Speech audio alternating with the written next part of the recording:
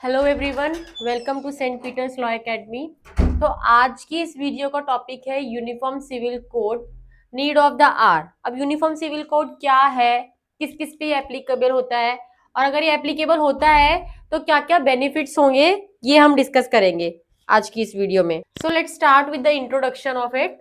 अब देखो, जो इंडिया है ना, इंडिया एक बहुत बड़ी कंट्री है and it has many religion. ऐसा नहीं है कि इंडिया में एक पर्टिकुलर कोई रिलीजन फॉलो होता है कि भाई हिंदुइज्म फॉलो होना है या इस्लाम रिलीजन फॉलो होना है, क्रिश्चियनिटी फॉलो होना है। सारे रिलीजियंस को इक्वल इंपॉर्टेंस दी गई है, सारे रिलीजियंस इक्वली इंपॉर्टेंट और सबको एक जैसे पेडिस्ट्रियन पे रखा गया है। So India is a very vast and diverse country. There are many religions like Hinduism, Islam, Christianity, Buddhism, Jainism and Sikhism.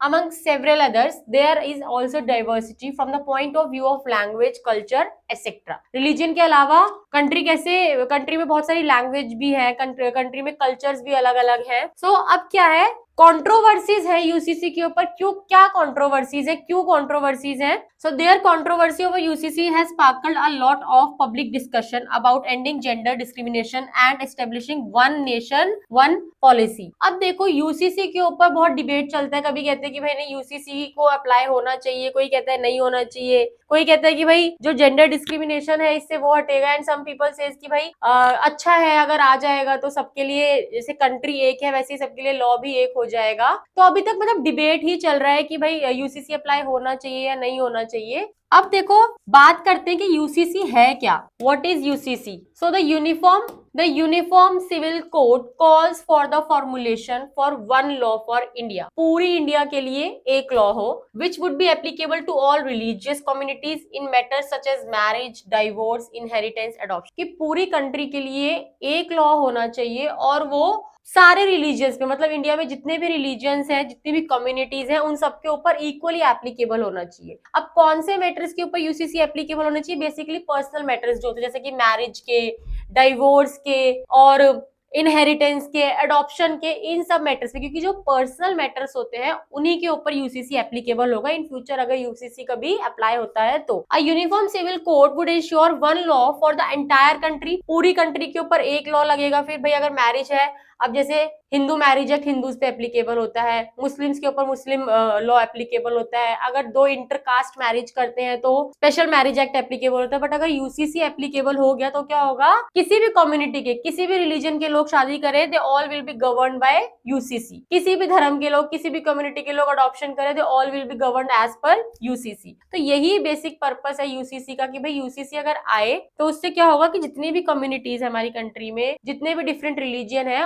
उन पे लॉ इक्वली एप्लीकेबल होगा। नाउ अब हमारे कॉन्स्टिट्यूशन में भी यूसीसी का प्रोविजन है। तो अभी यूसीसी हमारे इंडिया में एप्लीकेबल नहीं हुआ है, लेकिन कॉन्स्टिट्यूशन में पहले से इसके ऊपर प्रोविजन है। That is article 44, that is part 4 of the constitution. It also says that the state shall endeavour to secure for the citizens a uniform civil code throughout the territory of India। की पूरी country में क्या होना चाहिए, uniform civil code होना चाहिए। That says article 44 of our constitution. अब बात होती है कि भाई जो यूसीसी है वो किन मैटर्स पे एप्लीकेबल होगा। अगर हम देखें, अपने क्रिमिनल लॉज देखें, तो क्रिमिनल लॉ ऐसा तो नहीं है ना कि अगर एक हिंदू ने कुछ ऑफेंस करा तो उसके लिए अलग पनिशमेंट है, ये क्रिश्चियन ने एक ऑफेंस करा तो उसके लिए एक अलग पनिशमेंट, और वही ऑफेंस अगर एक मोमडन ने करा, मुस्लिम ने करा तो उसके लिए एक अलग पनिशमेंट। ऐसा तो नहीं है। तो क्रिमिनल लॉज तो हमारी कंट्री के इक्वली एप्लीकेबल है। तो जो बात आएगी यूसीसी की, वो एप्लीकेबल होंगे पर्सनल लॉज के ऊपर, सक्सेशन के मैटर्स पे, मैरिज के मैटर्स पे, अडॉप्शन के मैटर्स पे। सो इट सेज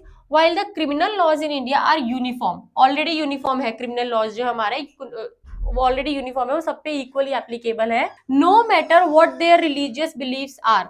अब उनका रिलीजियस बिलीफ कैसा है उस बात से कोई फर्क नहीं पड़ता, किस धर्म के हैं वो कोई फर्क नहीं पड़ता। आप मोमडन हो, आप क्रिश्चियन हो, आप सिख हो, आपने कोई ऑफेंस करा है तो जितनी पनिशमेंट क्रिमिनल लॉ में है उतनी ही आपको मिलेगी। आपके धर्म के बेसिस पे आपकी पनिशमेंट कम या ज्यादा नहीं करी जाएगी।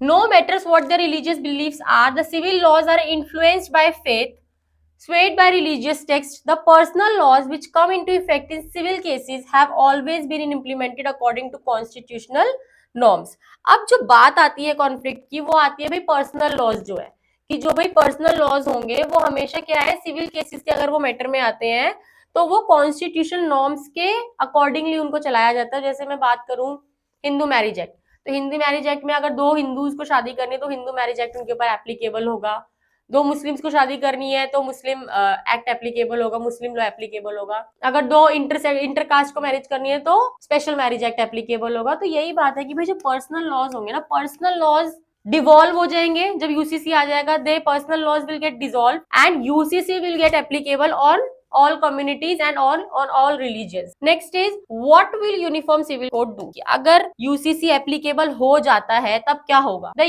UCC aims to provide protection to vulnerable section as envisaged by Ambedkar including women and religious minorities. कि भाई अगर UCC applicable होता है तो सबसे ज्यादा बेनिफिट उसका जो होगा वो vulnerable section को, वुमेन्स को and religious minorities को होगा, while also promoting nationalistic favor through unity. अब ऐसा नहीं है कि UCC से कि सिर्फ वुमेन को या फिर माइनॉरिटी सेक्शन को बेनिफिट होगा, उससे बल्कि यूनिटी भी क्रिएट होगी कंट्री में। Where enacted the code will work to simplify laws that are segregated at present on the basis of religious beliefs like the Hindus code bill, Shariat laws and other laws. अब क्या होगा कि भाई अगर UCC आ जाता है तो जितने भी पर्सनल लॉज है वो सब डिसॉल्व हो जाएंगे। तो ऐसा नहीं है कि भाई यूसीसी आएगा तो कुछ गलत होगा या कुछ, यूसीसी अगर आता है तो उससे एक यूनिटी ही प्रमोट होगी कंट्री में, और यू कैन से कि सबके ऊपर इक्वल लॉज एप्लीकेबल होंगे।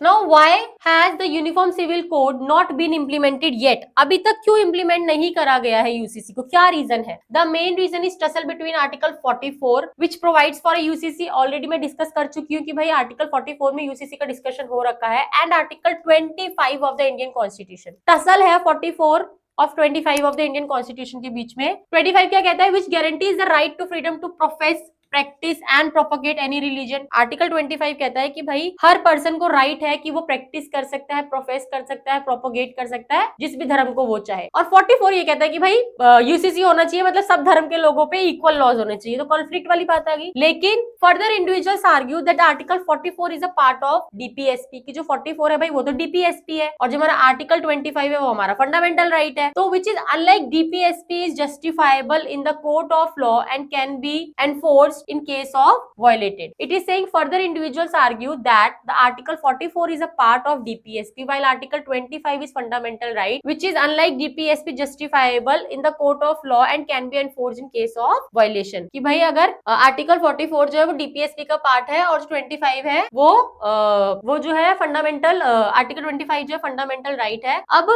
अगर इनका कोई वायलेशन होता है then it can be enforced in court of law. अब इसके बाद बात आता है कि भाई कुछ केस लॉज आए, कुछ केस लॉज में मतलब हाईलाइट हुई इंपॉर्टेंस कि यूसीसी एप्लीकेबल होना चाहिए या नहीं होना चाहिए। तो first case in that is Shah Bano case. Shah Bano case में क्या था, देखो अगर हम उसमें देखें सेक्शन 125 ऑफ जो सीआरपीसी था मेंटेनेंस का, उसमें ये कहा गया that is a secular section. उसमें किसी भी रिलीजन की female wife can claim maintenance, क्योंकि जो मुस्लिम लॉ है, मुस्लिम लॉ में जो मेंटेनेंस होता है that is granted till the period of इद्दत पीरियड ओनली। 3 मंथ्स तक का इद्दत पीरियड होता है, इद्दत पीरियड के बाद कोई मेंटेनेंस नहीं दिया जाता है अंडर मुस्लिम लॉ। लेकिन शाह बानो केस में कोर्ट ने ये डिसाइड करा कि भाई अगर मुस्लिम लॉ में 3 महीने तक का मेंटेनेंस दिया जा रहा है, लेकिन अगर 3 महीने के बाद भी वो मुस्लिम वाइफ एंटाइटल नहीं है, मतलब वो उस सिचुएशन में नहीं है कि खुद को मेंटेन कर सके, आगे खुद की अपनी लाइफ स्पेंड कर सके, तो 125 में ये डिसाइड हुआ कि as per section 125 female of any religion can claim maintenance under section 125। Shah Bano case में डिसाइड हुआ। तो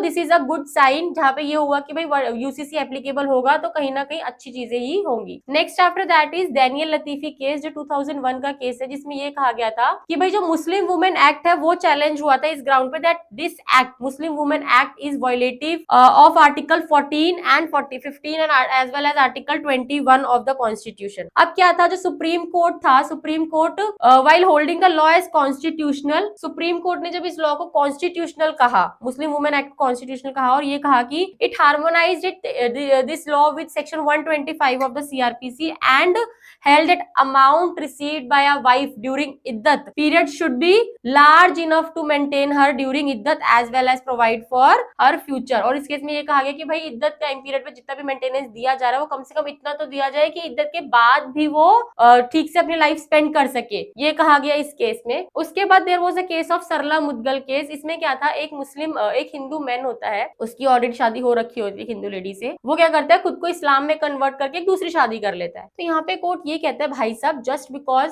एक पर्सनल लॉ है तो आप उस पर्सनल लॉ को दूसरे पर्सनल लॉ से ओवरशेड नहीं कर सकते हो। आप किसी गलत चीज के लिए किसी दूसरे पर्सनल लॉ का बेनिफिट नहीं ले सकते हो। एंड आपने सिर्फ कन्वर्ट कर लिया तो आप मुस्लिम बन गए, इसका मतलब ये नहीं कि आपकी पहली शादी डिसॉल्व हो जाएगी और यहाँ पे वो पर्सन बाइगेमी के लिए लायबल हुआ। नाउ अब इसके बाद है कि भाई why UCC is the need of the. Hour पहला is equality before the law.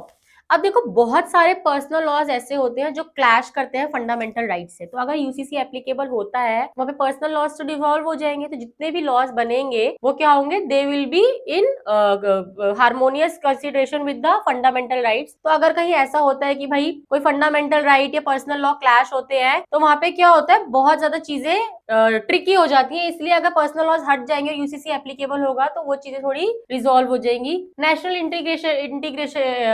Integration जैसा हमने पढ़ा कि भाई इंडिया जो है वास्ट कंट्री है जिसमें अलग अलग रिलीजन के लोग रहते हैं, अलग अलग कल्चर है, अलग अलग लैंग्वेजेस फॉलो होती हैं, तो उसकी वजह से भी क्या होता है, डिफरेंसेस क्रिएट होते हैं, सबके अलग लॉज होते हैं, कस्टम्स होते हैं। लेकिन अगर यूसीसी आ जाएगा तो सबके लॉज क्या हो जाएंगे, सबकी प्रैक्टिसेस एक जैसी हो जाएंगी, मैरिज सबकी एक तरीके से होंगी, अडॉप्शन करना है एक तरीके से होगा, सक्सेशन एक तरीके से। तो यहाँ पे क्या होगा, यूसीसी से वो भी एक बेनिफिट होगा। Reduce vote bank politics. अभी क्या होता है, कास्ट के बेसिस पे, रिलीजन के बेसिस पे बहुत सारे वोट बैंक पॉलिटिक्स खेले जाते हैं, तो वो सब चीजें कम हो जाएंगी। Then more rights to women, women को और राइट्स मिल जाएंगे। यूसीसी अगर इंप्लीमेंट होता है तो कहीं ना कहीं सबसे ज्यादा जो बेनिफिट होता है वो वुमेन को और वल्नरेबल क्लासेस को होगा, जरूर होगा इसका। All Indians should be treated the same way. सारे इंडियंस को एक तरीके से ट्रीट करा जाएगा। क्यों? क्योंकि भाई मैरिजेस के जितने भी मैटर्स है, इनहेरिटेंस के, फैमिलीज के, वो सब इक्वल हो जाएंगे सबके लिए। Then it promotes real secularism. Real secular तो अभी भी है हमारा इंडिया कि भाई सारे रिलीजन्स को इक्वली इंपॉर्टेंस दी गई है, सारी लैंग्वेजेस को इक्वल इंपॉर्टेंस दी गई है। लेकिन अगर यूसीसी आता है तो ऐसा नहीं है कि भाई यहाँ पे जो लोगों की फ्रीडम है कि उनको मतलब कोई रिलीजन फॉलो करना है तो वो अपना फॉलो नहीं कर सकते, ऐसा कुछ भी नहीं होगा। It just means that every person will be treated the same, कि हर सिटीजन क्या होगा, सेम ट्रीट होगा। लेकिन यूसीसी आने से ऐसा कहीं भी नहीं होगा कि वो अपना धर्म फॉलो नहीं कर सकता या अपनी मर्जी का धर्म फॉलो नहीं कर सकता, प्रैक्टिस नहीं कर सकता, प्रोफेस नहीं कर सकता। Change with time. अब जैसे इंडिया की नीड्स चेंज हो रहे हैं, सोसाइटी चेंज हो रही है, तो उसके हिसाब से यूसीसी आना इज मैंडेटरी, जरूरी है। क्योंकि भाई जिस टाइम पे हमारे लॉज बने थे उस टाइम पे इंडिया की सोसाइटी की कंडीशन कुछ, इंडियन सोसाइटी कुछ और थी। अभी जो कंडीशन है इट इज चेंजिंग, तो उसके हिसाब से UCC will work for the upliftment and benefit of the society, addresses human rights and it will simplified the legal system as well. अब देखो अभी तक हमने ये पढ़ा है कि भाई इंडिया में यूसीसी नहीं आया है, but recently Uttarakhand has become the first state to implement the UCC. From 27 January 2025 Uttarakhand has implemented the UCC in their state. अब कौन कौन से मैटर्स जो है जो जिन पे हाईलाइट होगा यूसीसी, तो first is mandatory marriage registration. UCC Uttarakhand में एप्लीकेबल हो गया है और इस यूसीसी के बाद ये हो गया है कि भाई जो भी मैरिज होगी उसका रजिस्ट्रेशन कराना मैंडेटरी हो गया है। बाइगेमी प्रोहिबिट हो गई है, हलाला बैन हो गया है, चिल्ड्रन को प्रॉपर्टी में इक्वल राइट्स मिलेंगे, एंड अगर कोई लिव इन रिलेशनशिप में कोई कपल रहता है तो उनको अपना रजिस्ट्रेशन कराना होगा, प्रॉपर मैंडेटरी रजिस्ट्रेशन कराना होगा। तो यहाँ कहीं ना कहीं यूसीसी आने से देखो क्राइम रेट तो कम होगा ना। अब क्या होता है, बहुत बार people are living in relationship, उसके बाद अलग अलग हो जाते हैं, कोई रेप के चार्जेस लगा देते, कोई किडनैपिंग के लगा देते, तो कहीं ना कहीं अगर यहाँ पे रजिस्ट्रेशन होगा तो वो चीजें थोड़ी कम हो जाएंगी। And last is no discrimination in inheritance जो होगा वो इक्वल बेसिस पे होगा, कोई भी डिस्क्रिमिनेशन नहीं होगा। तो recently Uttarakhand has become the first state to implement the uniform civil code. I hope and we all should hope कि भाई आने वाले टाइम में जितना जल्दी हो सके बाकी स्टेट्स में भी यूसीसी एप्लीकेबल हो। तो in this video we have discuss कि भाई यूसीसी क्या होता है, अभी तक क्यों नहीं इंप्लीमेंट हुआ है, और अगर इंप्लीमेंट होता है तो क्या क्या चेंजेस होंगे, क्या क्या बेनिफिट्स होंगे। Thank you so much.